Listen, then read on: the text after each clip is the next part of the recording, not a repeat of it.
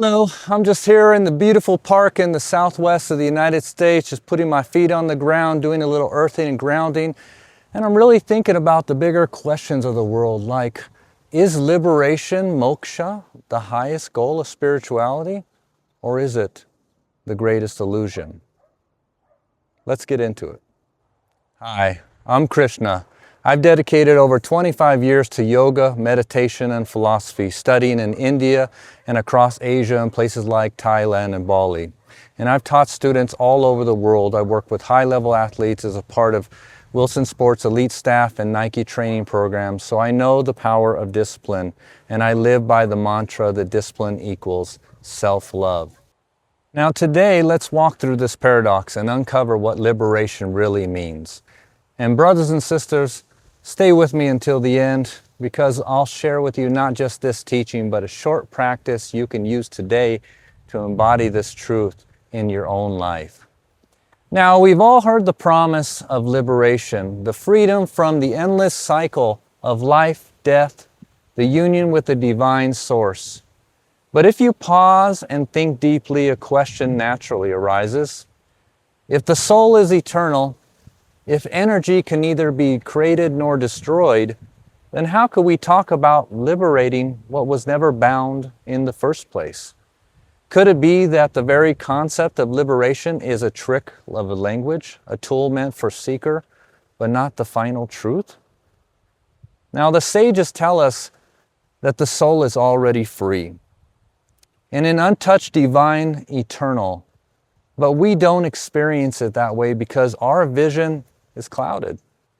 Ignorance blinds us, karma entangles us, samskaras, the impressions and habits carried from lifetimes past, end up weighing down our perceptions. Because of these clouds, we live through this broad perspective. We are trapped in this wheel of death, the samskara. But the truth is, the prison walls exist only in our mind. That's why spirituality has always been described as self-realization. Not learning about God in a book, but realizing that your very self, your Atman, has never been chained. So, is the concept of liberation wrong? No. Liberation is the moment of recognition. When you realize that Atman, your soul, the Paramatman, the Supreme Self, are not two but one, then the illusion of bondage falls away.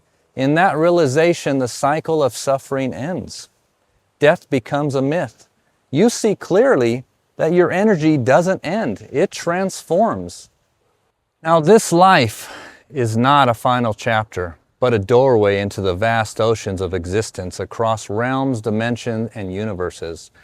Liberation, then, is not about escaping life or fleeing death. It's about awakening to the truth that you were never bound in the first place. So, brother, sister, seeker, your soul is already free. Spirituality is simply the clearing of the clouds so you could see the sky. And when you know this, you walk lighter. You live without fear. You stop chasing freedom and begin to embody the flow. And remember always that you are that. You are the Brahman, the everything. And before we close, take one deep breath together. Let's inhale slowly through your nose, hold gently, and exhale out, releasing the illusion of bondage. Feel into the space and let your soul be free. Now, if this teaching has resonated with you, please subscribe for truth, clarity, and practice with me, Krishna, and let's rise above the illusion and walk towards realization. Now, this video, like I say always, is just authentic. I'm here in this park. Sometimes the light is good, the clouds are always changing, but remember, we are not the storms that pass or the clouds that pass. We are the sky, and we are connected to everything. Namaste on your journey. I wish you blessings on your journey. I wish you love and light. And if you're feeling a little bit down, you're confused about a relationship or just going through tough times, or you would like to be more of a conscious creator like myself, then please reach out.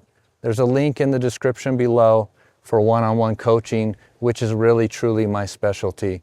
And one day I hope to meet you in person, and maybe you could attend one of my yoga classes. Thank you for watching to the end. Love and light to you. Namaste.